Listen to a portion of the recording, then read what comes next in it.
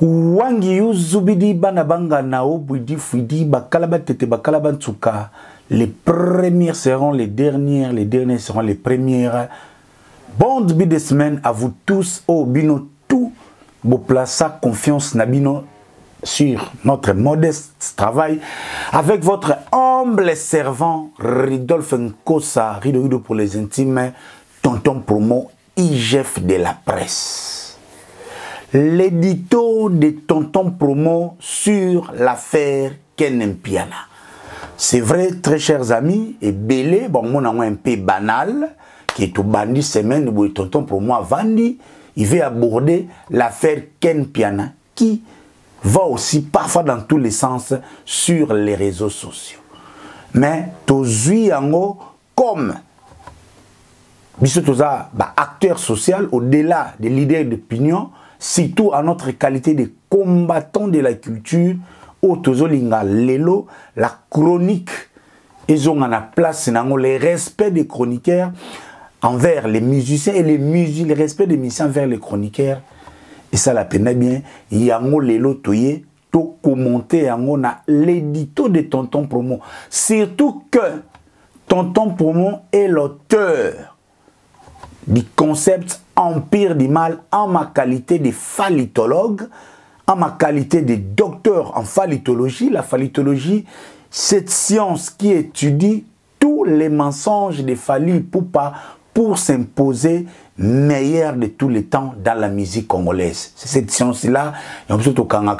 Lorsque des révélations net ya ken pianizo ya boué, ça ezope sabiso occasion toya ko rebondir pour te expliquer bino pour que vous soyez réellement éclairés parce que 2024 chronique avec ses renversés, retour à la chronique, tonton promo, arbitre international, le Tamidi, là chacun portera sa propre charge, on apprécie les valeurs, on encourage, on critique, on conseille, c'est cela, démarche Nabiso, pour un peu, soit-il, contribuer à cette grande culture qui est la culture congolaise à travers sa musique. Affaire Ken Mpiana. Ekeye zongi, Ken Mpiana, o alongwe, asalibo, atrahi, Ken Mpiana, ne bazabo mikolo ba warrior, matikita. Donc, nanga kutu mutolmana ko kumisa bango, oh non, et si bo mona ba warrior, ba fingi mwasi ya Ken Mpiana, oh et si bo mona ba warrior, ya turo yo ba matisi de vitesse, ba kotiti na famille ya Ken Mpiana. Bimisa na ba inconvénient, na beta sanitaire ya ba frère ya Ken Mpiana, ba koteli mwasi ya Ken Mpiana. Donc, aujourd'hui, Ken Mpiana se retrouve comme un ex-agent. Il y a un service secret où le gouvernement jette en pâture l'empire du mal. Avec à la tête l'empereur lui-même, Fally Ipupa, le fils de ma sœur. Donc, Binouma Bozomona, après tous les services rendus, il y a Ken Mpiana. Mais pour un malentendu, pour la position de Ken Mpiana, qui n'a pas salaire, pour ton matato qui t'a Ken Mpiana a demandeur d'asile. Tom matato kita nani fimbu na fimbu ezo kotisa nanu te nenge bandako kotisa na kin de ba valdi ba kenda makambo kenda par rapport. Donc lorsqu'il a des problèmes, il ne peut que recourir na batu oyoye arandaka de loyaux services parce qu'il faut se le dire bomitala ba commentaire na bino dans les derniers 5 ans plus soda plus loyal que Ken Mpiana n'empire du mal à Zalakité. Ken Mpiana est allé même loin jusqu'à injurier maman ya ba conquérant ya Fally Ipupa juste pour satisfaire. Vous connaissez le dévouement de Ken Mpiana. C'est pas pour rien aussi, il était le seul à faire le voyage à Bercy parce que Ken Mpiana, Makizembe, autrement dit, Yapito était un bon agent, ou il est encore un bon agent de l'Empire du Mal. C'est vrai dans les faits. Il paraît Ken Mpiana, comme il n'a pas de problème, il y a un gunda naïe, il a besoin de l'art. Abenga Fali Poupa répondre Togos. Abenga Soule Kauka répondre Togos. Ken Mpiana tali likolo atali nase abengi atuni baninga chroniqueur a se débrouiller nini baninga chroniqueur nde bayebisi Ken Mpiana. Omoni sikoyo lifuti ya empire du mal bazo futol ozana ba problème basundolio. Siko pourquoi ofinga kaferi? Pourquoi ofinga ka kofi? Omoni teke ezana ngobien olobela no batu nyonso po lelo bato bakoma olobela batu nyonso se retrouve en paix malgré ma finga. Tonton promo alobela batutu a kitoko migeniema alobela batutu a kitoko do ba obatikali ba chronique ya mipanzi ils donc en s'en prendre à eux-mêmes. Et Ken Mpiana compris si oh baton pe na kufela neti boy na zana makambo important ya vie. Bazota na bango pe ngaite bazana bango concentré na ba yuare na bango. Oh, tikana lobela nga mututu. Kaka ndenge Ken Mpiana nzembo ya feri na stati.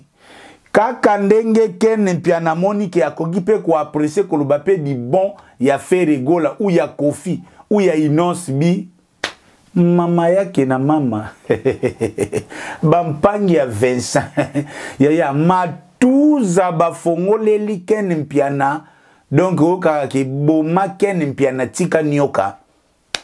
Et Ken Mpiana na minute yo aza lokola komi na 2 demandes d'asile. Asenga asile na Belgique ndenge Congo ezaka na contre-temps.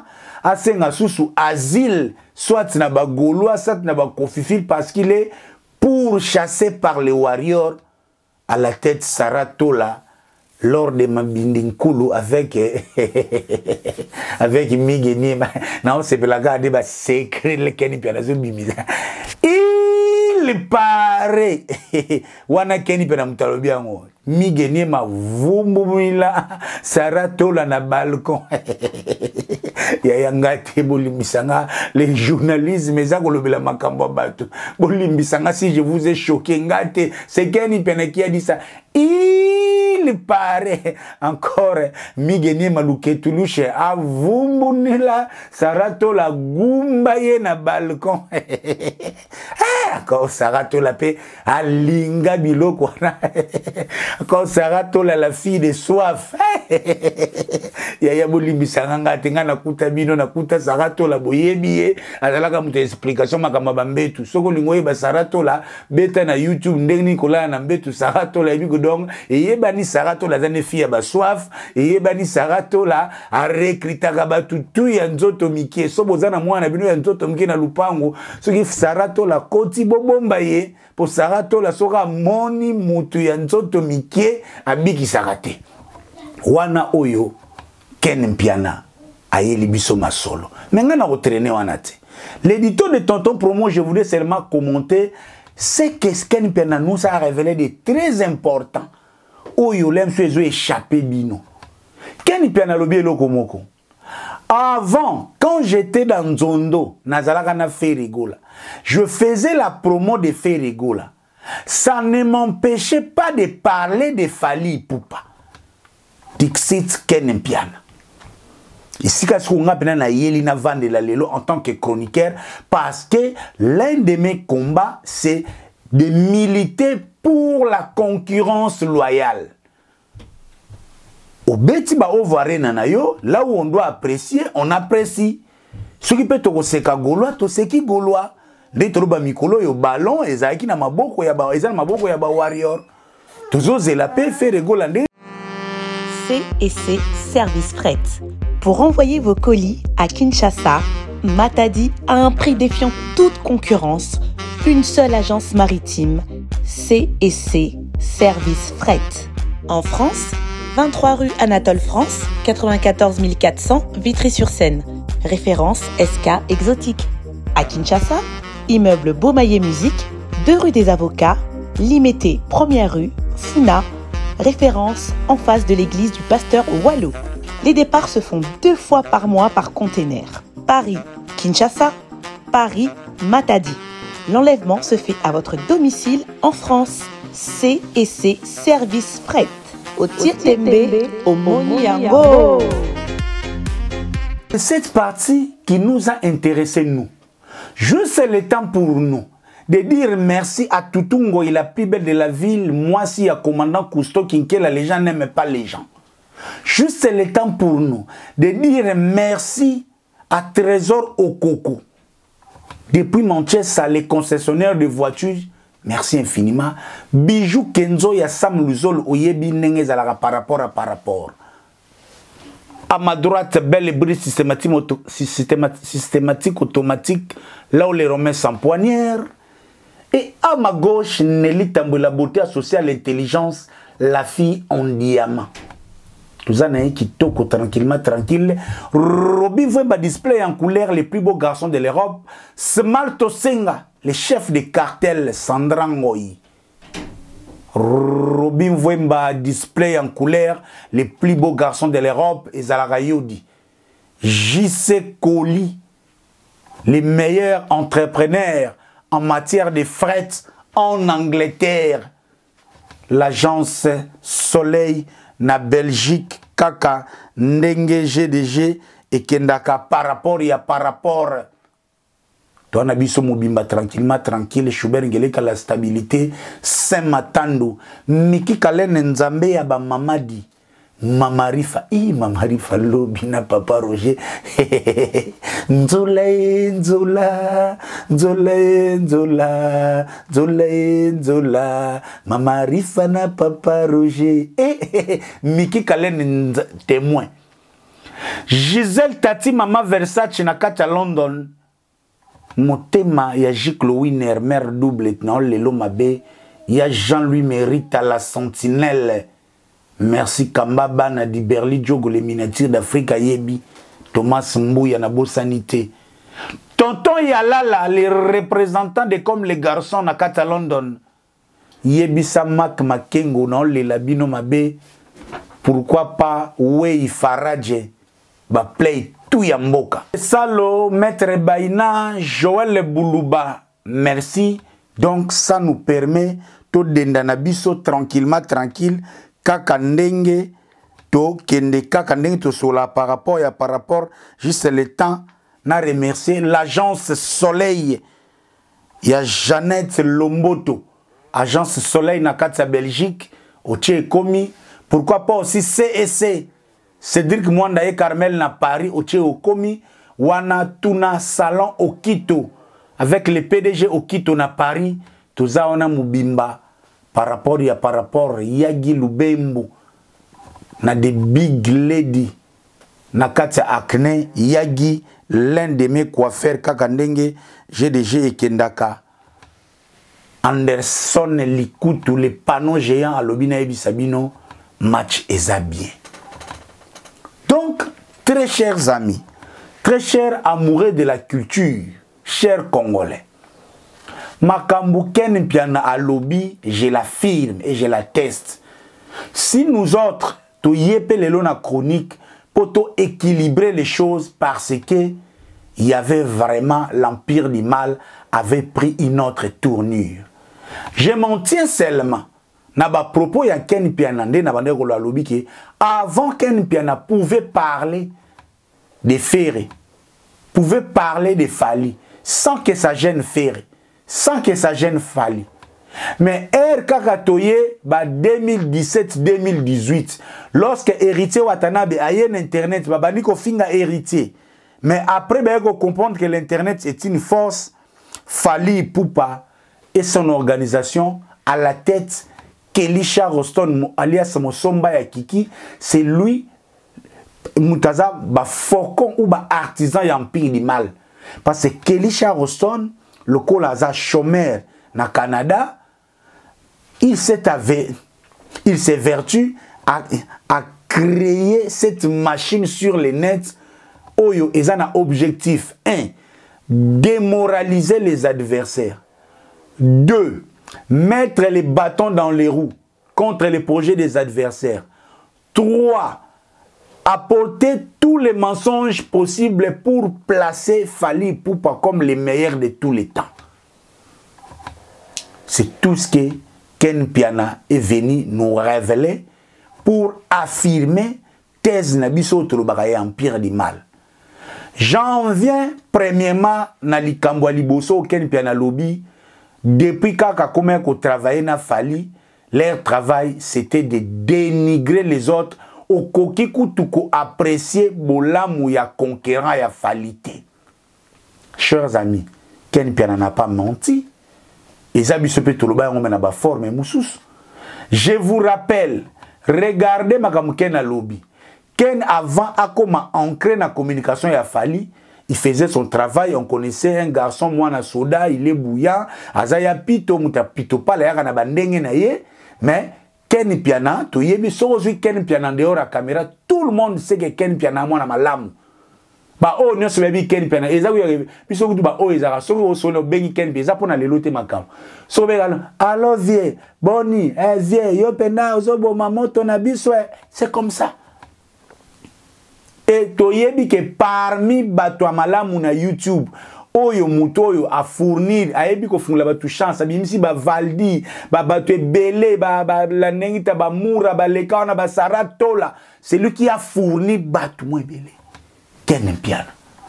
Donc c'est quelqu'un oyo l'homme est né bon, mais c'est l'empire du mal qui lui a rendu mauvais.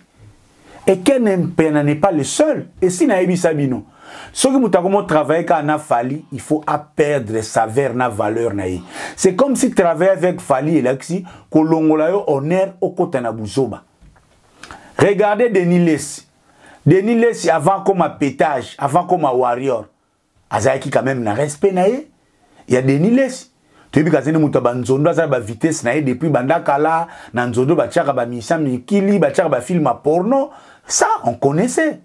Mais Denis Lessi a tombé très bas dans le pétage de l'eau. Et ça, Denis Lessi a warrior. Regardez Zakari Bababasui. Zakari Bababasui, il y a culturel. Lobby a attaqué JB, mais lobby a sauvé la peine à JB. Azana Web, Aza équilibriste. Zakari Bababasui, pire vieille à Bill Clinton. Mais elle, à la peine à faire, Bazobe Takati par rapport à l'ingala facile. Depuis Zakari a Komana Fali, a Komali Kolomoko, et Zakari est tombé très bas. Regardez Nati Lokole. Les Nati Lokole qu'on connaissait parmi les chroniqueurs chevronnés. Je pèse bien mes mots. Surtout dans la radio, l'émission Mirador, là où Nati Lokole était vraiment performant. Pire petit à Kofi Olomide. Pire petit à Joka Obazoya, après pendant Nati Lokole, zo tindi kapeno ka chronique musicale et coaching en dehors il y a plateau. Mais le Nati Lokole, a koma lokola troubadour moko. Akuma lokola même mo bakangi na singa pour des banalités parce qu'il est à côté de Fali. Pour qu'il est à côté de Fali. Alexis Wechi, automona na chronique politique à côté de Pero Loire, à côté de Bibi Kapinga. Azarata na moi image à moi jeune moko boye azo militer, bota l'avenir moko boye, mais directement eraye pa ya Fali mbala moko. Alexis Wechi a commis donc un chien, une honte même pour les médias congolais. Jaël Cho, une fille respectueuse de Kofi Olomide, Kaka a commis na Fali. Et les exemples sont légion. Tout cela démontre que Fali Poupa est un garçon égoïste qui ne regarde, qui ne voit que son honneur, et cela confirme la thèse de la concurrence déloyale. Oh, ils ont un objectif et empire du mal. Concurrence déloyale. Les exemples sont légion. Les plus récents, la création de Fadam, na concert, il y a fait rigolo dans le stade des martyrs. Son argentier, Soule Kaouka. Soule Kaouka. Fadam, mona ilo mo bene créer bazui camerounais moko poka embrouiller stade de mati ya fere kaka to bundisi yango to boaki yango to débuter yango mbala moko compétition on appelle salama pété. Concurrence déloyale.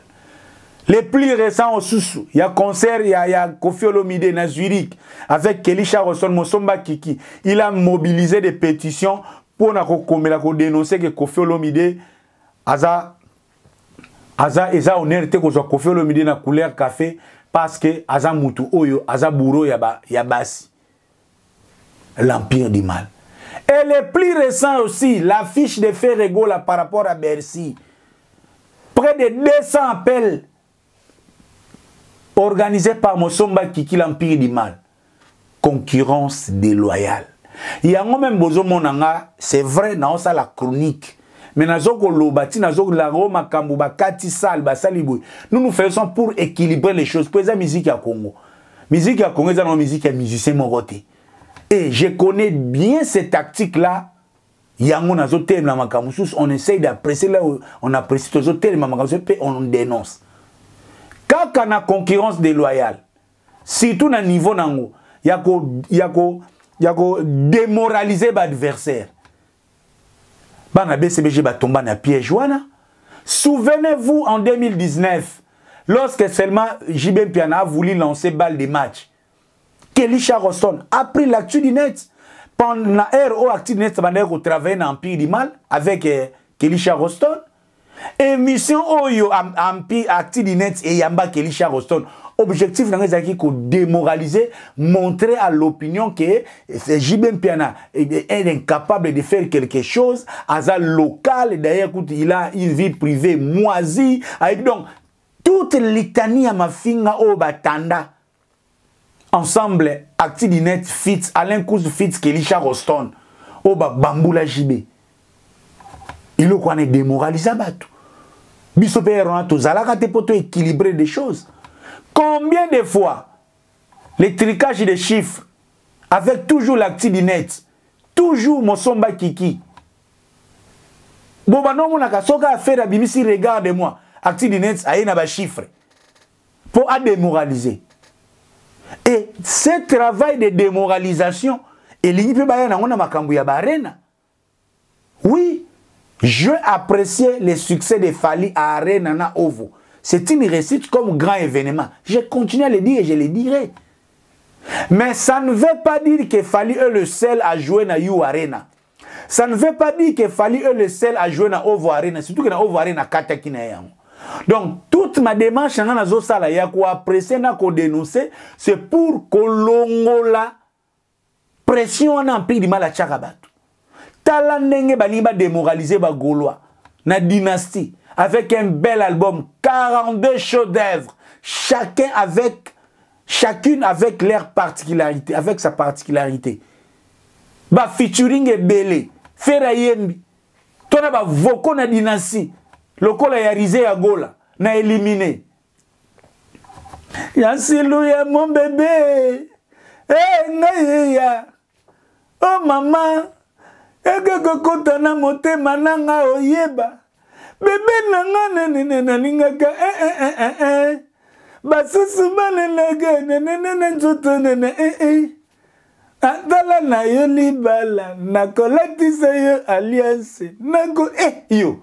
Vocal lokola ya le risé à Gola l'album a Fali nani sa salango l'album ya musicien boye ya leader bozo vocal lokola ya mombe ya nani ya risé à Gola zwa risé à Gola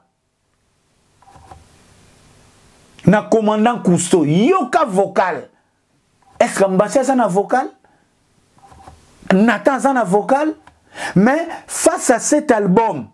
Et vous verrez que même Fali le fait qu'il a vu qu'à JDT, pour qu'il a démoralisé, moi à la place de Gaulois, Fali a kangisi photo lundi na JDT. Mercredi, bisope Bagola to kangi na JDT parce que à cause ça na JDT l'autre côté, il fait ça seulement parce qu'il est martyrisé sous Kananzembo. Fali a yemi ke martyrisé sous Kananzembo. Yoka JDT nengazo kene na mélodie. Yoka Ferrego na nengazo kene na nuance. Mais pour embrouiller bino ya kangisika photo na JDT. C'est ça l'empire du mal. Bon, wana kutu eza concurrence déloyale, c'est ça quand même stratégie. Mais objectif ça c'est démoraliser les adversaires. Démoraliser les adversaires. Yon bon mon attaque Kofi et heureusement Kofi aza makasi. pour Arsenal o ba Cheli Kofi ba Manix na pointe ba Geli Lidobi ba Mama Congo ba Mida donc eza pour bo penda ke donc tala ndenge ba côté la vie privée ya Kofi Olomide bon mona ke opena concurrence déloyale tout ça sur la musique té Fali a amené 12 chiens en Europe, juste kakapo, azane na besoin na bangote. Yomi no mo bomo na kutu, Mumbaya sengi ba louele plateau ya pamba komo gangele. Bino bo memi muta journaliste. Na kina sala na caméra. Mumbaya sala ba live à téléphone té. So bonibo komisa Mumbaya chroni mama, a no sala ba live na téléphone. Il vous demande seulement nazo sala té parce que nazana ba conditions techniques té. Mais après les conditions techniques, c'est comme même qui est pourquoi. Au même moment, pour finir la émission. Chaque moutou a une façon de faire. Ceux qui mis ça dans la live, ceux qui maman, ceux qui bomolo, ceux qui bomolo, finir dans la live. Mon bail fait dans la live. Et techniquement, les lives n'a pas pris enregistré dans la live. Nous bomolo la tenga mon micro vitesse ya live n'a pris enregistré micro to vimba. Tonton promo vimba. Na pour nani nazo sangisa live n'a pris enregistré. Pour préenregistrer des macambes. Oh. Donc, très chers amis, soutenir Ken Mpiana. Mais je vais seulement dire, comprenez la position de Ken Mpiana. C'est un humain, c'est quelqu'un qui a été exploité pour des besoins machiavéliques. Bateau baby machiavélique, était surtout yo, journaliste, français, na poto o yaka ko contenu ka bi contenu la tout na voisin oyebi machiavélique laxini pour zara o yelobi o la muka o ni o na libandi o tonton promo surtout yo journaliste o kima classe likola mami wata o comprendre ate oyebi machiavélique laxini eri yango avant contenu tout na machiavélique laxini. Donc Ken Mpiana était seulement recruté pour des besoins machiavéliques. Et c'est un jeune qu'on a exploité, même sa carrière de youtubeur, ce qui peut journalistique. Ken Mpiana, c'est quelqu'un, c'est quelqu'un, à son intérieur, il a un fait ardent pour contribuer à la musique, à l'igni musique, c'est un courageux. Il a travaillé aux côtés de Zachary. Ken Mpiana si Moutalika sur dimension Moussous. Si aujourd'hui Moutalika a cette émission Libo qui entre autres grâce à Ken Mpiana. Parce qu'à chaque fois Ken Mpiana sera à Monique Moutamounene, il a mené Moutalika sous. Regardez la sauce de Ken Mpiana. Moutalika sous, Valdi, Nani Boy, on a tout. Ken Mpiana c'est un bon entrepreneur. Il y a média. Mais seulement, il y a une période où il mal coaché na basule kauka. Na ba musomba kiki. Bino mutubo baby CV à Ken Mpiana. Vous n'avez rien à reprocher à Ken Mpiana. L'empire du mal. Vous n'avez rien à reprocher à Ken Mpiana. Quelle infiltration nous n'avons pas vu avec l'empire du mal. Et je vous informe aujourd'hui. Calcul l'empire du mal ezali que Falika Kamutu azala le seul à ça de bonnes réalisations. Et ils sont prêts à saper tous les bons projets. Il y a n'importe quel musicien au Ekosala éclat. Et je vous dis, parmi les précipitations, il fallait aller au bêta na Londres. Parce que na Londres, aïe contrat à Londres pour la visibilité. Parce qu'il avait des soupçons que Ferregola est en voie de venir à Londres. Après que mon a succès l'issous, il y a les anciens des quartiers latins. Parce qu'il y a les quartiers latins car il y a brillé. Même si les anciens des quartiers latins, azo sepelate, n'enga sam tous les lots bazo dondo, n'eba modo bazo dondo. Ça, je vous informe ça. Partout, il y a des infiltrés de l'empire du mal. Na lobarango et pas ya wera infiltré l'empire du mal eza Sankara de Kunta. Et pas ya Kofi Zaki merveille Rambo. Le reste bino mo luka. Et pas ya Ferre bo continuer pe go luka. Dans les anciens des quartiers latins, il y a un infiltré de l'empire du mal. Il est là. D'ailleurs, je rappelle les anciens des quartiers latins Bazana Mubimba le 23 décembre au Manchester. Parce que code Moroboye, ils ont lingué bêta mananenge empire du mal pour tonton pour moi l'ongana carré à ma solo. Mais tout timbeli yango déjà na tongo. Merci Trésor au Coco. Il a mis les moyens à lobby tonton promo. Je vais vous voir à Manchester. Wana sueska ban vuluzi ba yaka sko Trésor au Coco sko vuluzi. Pour code Moroboye, un envoyé de l'empire du mal au sein des anciens des quartiers latins. Azolinga mbrouillé ma solo. Yango biso tokatuna nenga banvulusi. L'empire du mal existe. Yone sabino ban à London le 1er janvier fête ya Kuchabala la fête ya bonne année. Alain Koyi, Telin Koyi, Aimé Salo ba prêtre tout. Dems de Mukalinga yo yebi. Ibino boyebi Martino Kongolo Schubert ngele ka kutu salo baki awasomba pièce na yasuka. Yasika. Pati Mutunanga. Gauthier Bel roi d'Angleterre. Miki Kalenza Baba Mama Boyebi code par rapport à par rapport. Gisèle Tati Chiklo Winner Boyebi G. Donc, qu'est-ce que la boaka pour la tenir ton toi Bimba le 1er janvier New Year fête Chakushabalala Berli Diogo miniature d'Afrique double taux. Double taux. Ngambe na Versace na Kata London. Tozamu Bimba wana avec les anciens des quartiers latins. La culture ne tombera jamais. La musique congolaise est une variété. Nous n'avons pas qu'un seul artiste. Nous avons plusieurs artistes. Nous devons les consommer dans notre consommation. Donc, je viens seulement ici pour condamner la concurrence déloyale. Oyo, ezakutu eloko asikate. Ezaka ken pi na pesi biso occasion to ya ko loba lisusu oya mabeza alaka. Yango tozo lobaka même que fallait au même moment nous vous encourageons. Ce qu'on réussit, au même moment, nous vous aurons à l'œil. En 2024, c'était pendant la fin, il y a concurrence déloyale. Nous allons vraiment mettre tous les moyens possibles pour faire arrêter cette concurrence déloyale. Musique na biso tozara bongo. Jiba Betty Bercy, Papa Wemba Betty Bercy, Wera Betty Bercy, votre Betty Zénith, fallait à tonga saleté. Fallait à ton saleté. Et puis, quand tu as libossé, là, si vous avez les meilleurs thé.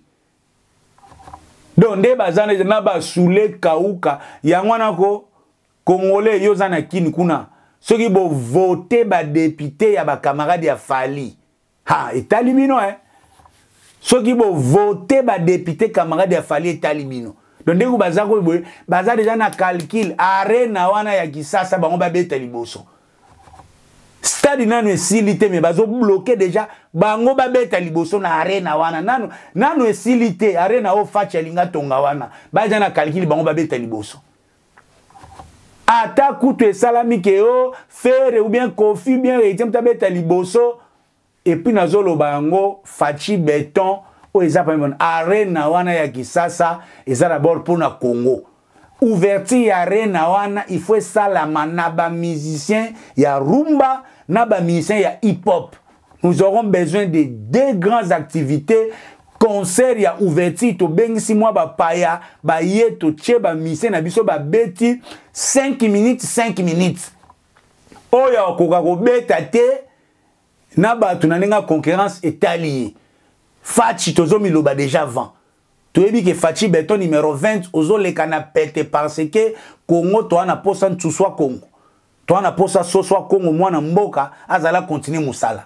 Arena ya Kinshasa Fachi, to boyi makambu ya Jeux Olympiques. Et to boyi makambu ya francophonie. Ah, déjà, un peu de mal à l'ingabe, yo, siko, herbazo ton arena, on a ba ton on a mbongo na ofali. Hein? Oza utata membre na Sonekati. Yo mbongo no ke na opesa pa mindelo niko beta na arena biso liboso yo zana. Donc tout ça eza babilogo oyo ezo honorer musique tel lelo. Mais tozo kolobake tout ça la musique que chacun porte réellement sa propre charge. Tout ça concurrence déloyale. Donc, moi, j'encourage Ken Mpiana de continuer Ken Mpiana et l'autre côté là où la musala ezate. Fais ton travail. Au besoin changer, je suis à l'équilibriste, si vous à la ligne éditoriale en soutenant seulement Fali pour pas, c'est ta liberté. Mutu abangi sayote Ken Mpiana mutu asali saka mutu kaka nzamba asali saka mutu à travers mutu. Fali a créé pito palete, Fali a landa Ken Mpiana pour Ken Mpiana ozala na batu. Pour Ken Mpiana banepe ko sali sa Fali. Ba kao bande ko bete bande pe ko jouer. D'ailleurs nazo yamba Ken Mpiana mardi a ko beta lisolo ya ba disque d'or wana ba disque wana soge uta yuapi. Wana dossier on Ken abombeli ngai. Ngana oyamba ka Ken a beta lisolo ya ba disque o asimba ga ebele wana. Opération protégeant Ken Mpiana azana ba vérité ko sunga culture. Donc mardi na 19h nazo yamba Ken Mpiana abeta lisolo ba disque d'or ba disque ya tokos o asombaki e utaki wapi ezaki ya musala nini pour keba dossier Gauthier Sey ekola mkatu moma. Merci Saint-Matandou, merci Nabino tout ba play mboka ndeka kendaka aimé salo maître Baina Yoyebi, maître Maki, maître Blaise Bekwa, maître Maipai mboka zoki nekitoko tranquille stratégie fego lokolo boko. Bibi waifa mbonda jekamine na kini na moni kuna Marvel na Kamsen Ndunguzi Ntende Tariki Ngango journaliste ya Nzambe na le labino mabe Jojo Ngoi Fenek Koni Star yo ibi tout ça la rande to solo la ki quoi.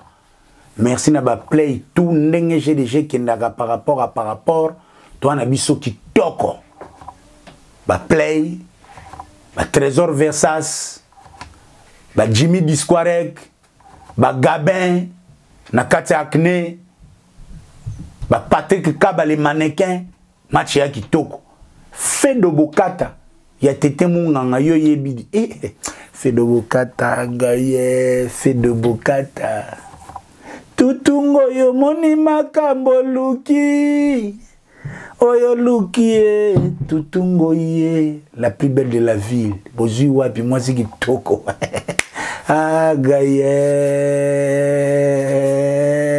tonton promo bonga lunia.